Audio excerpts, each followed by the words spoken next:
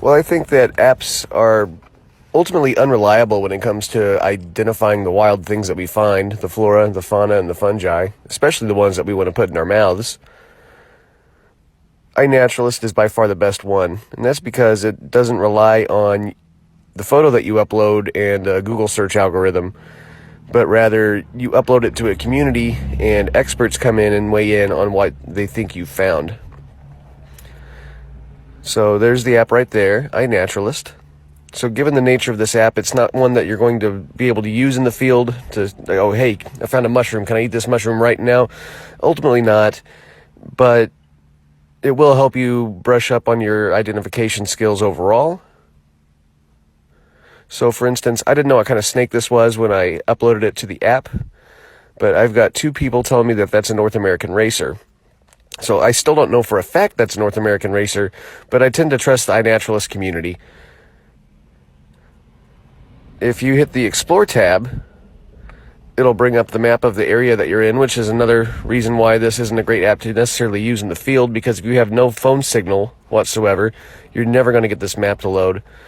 But it's good for planning a trip. So let's say I'm at a recreation area or a park, and I want to go looking for some mushrooms, or I want to go see some wildlife.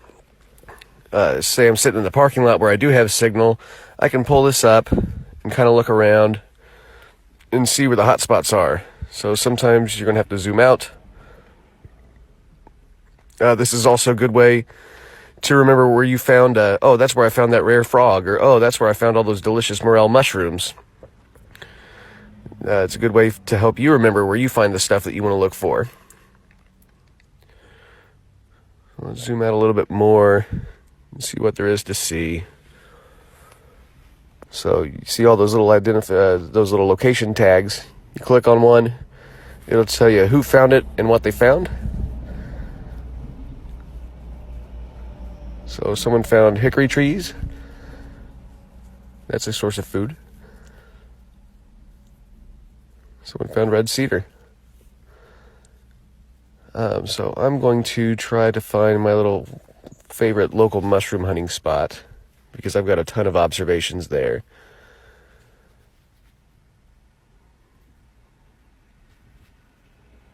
Ooh, that's not it. I don't like wasps. Okay, got it. So here you can see Egon Peak, that's me, found chanterelles.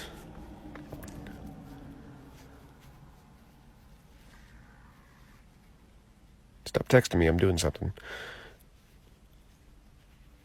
So zoom in on that location a little bit.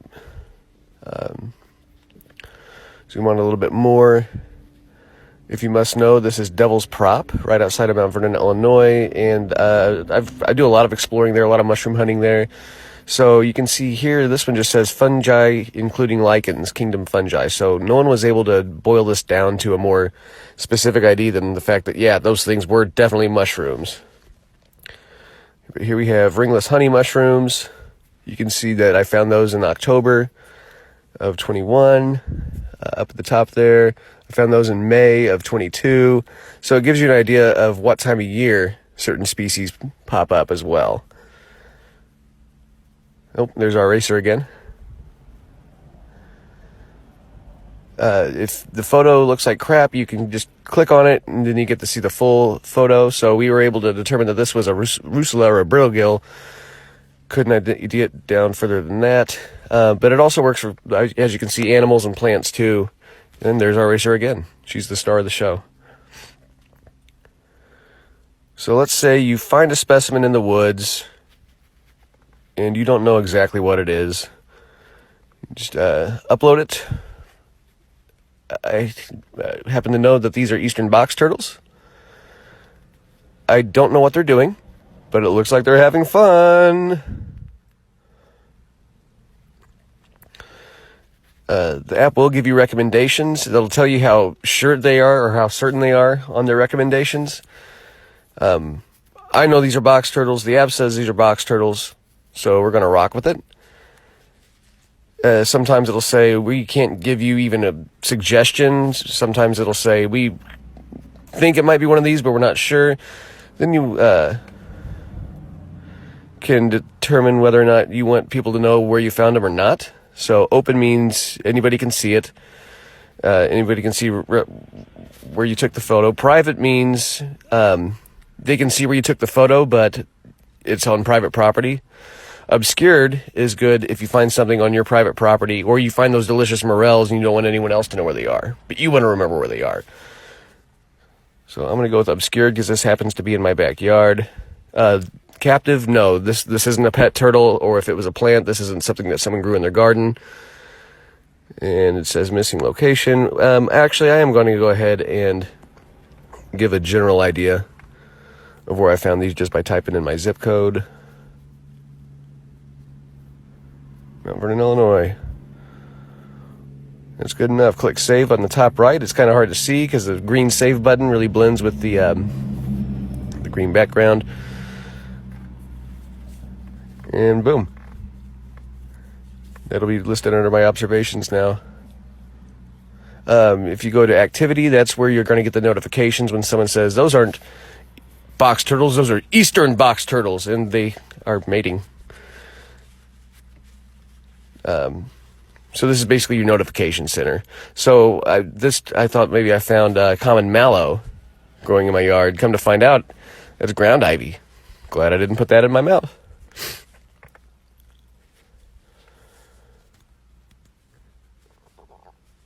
It does look pretty, though. Then you can see what kind of grade it gets. If it gets a research grade, you can pretty well trust the information that you have. It'll either tell you needs ID, etc. What else we got? Let's do this. I thought maybe this was a wild strawberry. Actually, I knew it was a snakeberry or a mock strawberry, but I uploaded it anyway. And I got a positive ID that it was, in fact, a mock strawberry. This is where you get those notifications under the Activities tab. The Projects tab, I don't mess with too much, but I do think it's a pretty cool feature. It's basically just, let's use the SIU Herp Club. So these are going to be the guys down at the gals and our non-binary friends down in the Shawnee. They go out looking for snakes and reptiles. So if you're a part of this project and you find something that meets the criteria, in this case it looks like they're mostly looking for snakes, and probably in a certain location, you can upload that there. Birds of Grand Tower Island, so this is very specific. It's birds that people have found at Grand Tower Island. You can check that out. Check out the map if you want to do some bird watching at Grand Tower Island. In my country, birds watch you. Birds aren't real. Then we've got here's a good one. Biodiversity of the Cache River watershed. That's very general. It's very, so basically if it is alive and it's at this specific location, here's where you're going to find all the specimens that people have found and uploaded to the app. So you can see we got bugs, we got plants, we got snakes. I don't mess with it much. So let's say you don't know exactly what you have and you want to make an observation. So I'm going to upload from my photo library, go to the Pee Pee Poo Poo album, and that's a lion's mane. If you look at that middle picture there, that's the biggest lion's mane I've ever found. But I'm going to pretend I don't know what that is. So what did I see? I think it looks like a lion's mane. But actually, let's see if I can get... No, okay. Yeah, we're just going to say, I have no idea. That's just a mushroom. I found this like back in October or November of last year. I wasn't the one that took this photo. It was sent to me. It was in the evening time. Again, we're just going to give a real general idea of where it was found. It was found like within Mount Vernon city limits.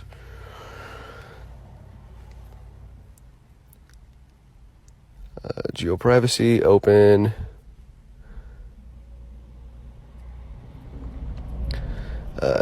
This was not cultivated. This was growing in the wild.